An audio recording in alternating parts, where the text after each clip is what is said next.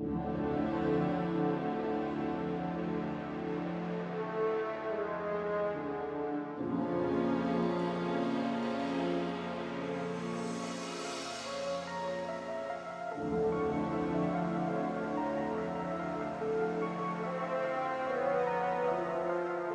was shocked.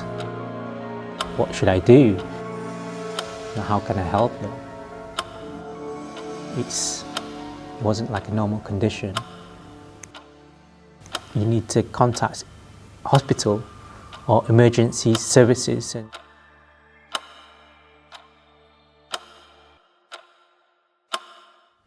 So, as the situation in UK was getting more serious, on that day I was planning to leave the UK. So I was packing my bags on that night, and suddenly I got an unexpected phone call from my sister. And she said, Tony, I've got something to tell you. For the past week I've been ill, and I've been experiencing really severe fever. She's been shivering at night while sleeping, and she said her muscles were aching, and she was coughing a lot. It wasn't like a normal condition, and she even said, I don't think this is normal flu because it's so severe.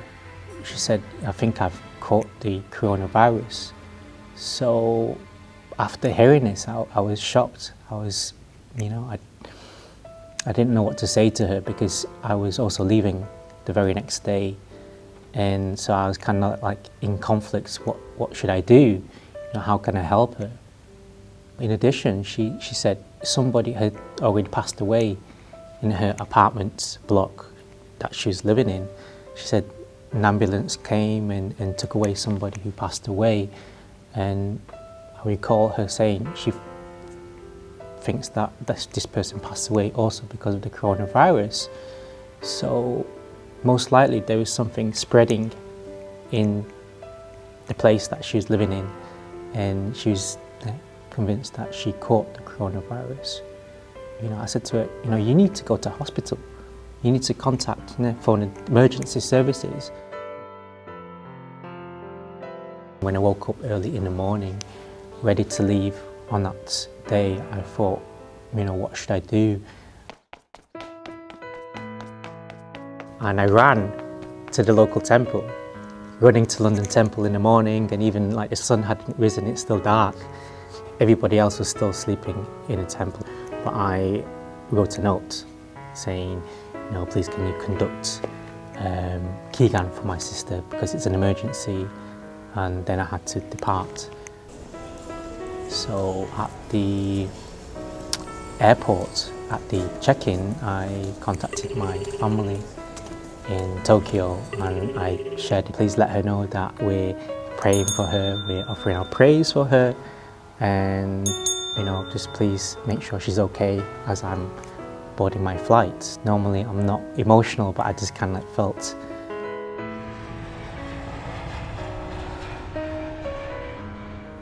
so. And then I heard news getting around that people were praying for my sister, not just doing the Keegan ritual prayer in London, but also in Japan. Many people were praying for my sister's quick recovery. That once I arrived in Tokyo, and I had to begin my own self-isolation. When I arrived in Japan and I arrived in my hotel, I kind of found that her condition was a lot better, and she said she's recovering well, and that the most severe, flu-like symptoms had already passed by. So I was just so relieved to know that she had recovered, and she's mostly back to health. So I think definitely her quick recovery was definitely due to many people around the world offering their prayers for my sister's quick recovery, and definitely the power of prayer helps my sister's quick recovery. So.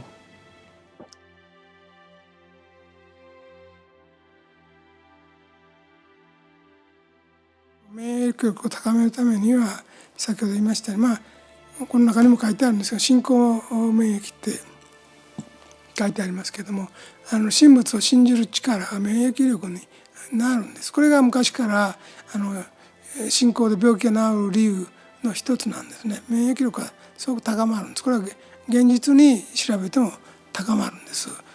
恐怖心とかその信仰から離れている状態っていうのは免疫力が非常に弱い状態ですので、やっぱり、神の光の天使の一人なんだと自分を思うような生き方をしておれば免疫力は強くなるし、使命ある限りですね、私を守るためという気持ちで生きていくことで、体内に入った悪いものをですね追い出すことができると思います。信仰を持つ、正しい信仰を持ち続けることで、やっぱり健康で世の中のために、世の中の繁栄のために尽くしたいと思っていくことも非常に大事なことだということですね。恐怖心もいけないし、やっぱり自己憐憫も過ぎますとやっぱり引き込みますので、悪いものを引き寄せますので、そういうものはほどほどにした方がよろしいと思います。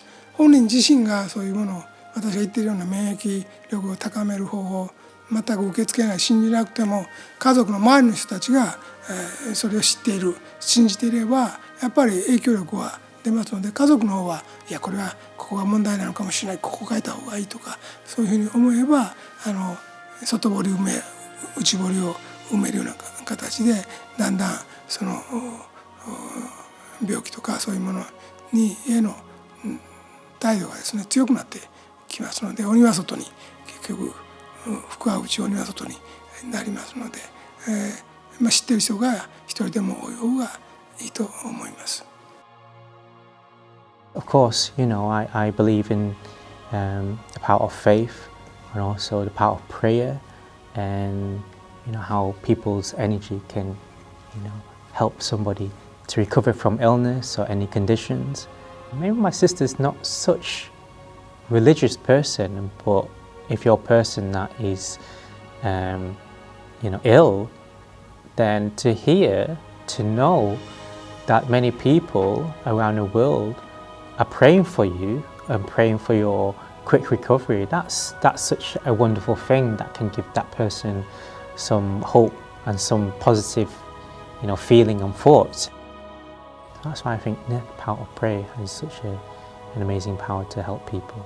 So, I phoned her maybe a week and a half ago just to find out her current condition, and she said she recovered. She's like 98% back to health, and she's been watching Master's lectures recently about the coronavirus and to learn about coronavirus from spiritual perspective and also spiritual aspects, which is something which is missing in mainstream media. But Master Akal really teaches these other aspects about how to protect ourselves from this pandemic, from the coronavirus. Our Master teaches us how fear and negative emotions contributes to this spreading of this coronavirus. So I think it's a lesson for everybody. If they have a lot of fear or worries or negative emotions, even if you're far away, you can still have connection, and through your heart-to-heart connection spiritually, and through your prayers and good words, you can also feel connected and support that person. So this spiritual perspective is really important to deal with these kind of situations, life and death situations. Belief, to deepen my belief, changed my life. I'm so grateful that El Cantari is watching over us. Definitely now, in these difficult times, people need to hold on to a greater power. El Cantari is the true name of the God of the earth.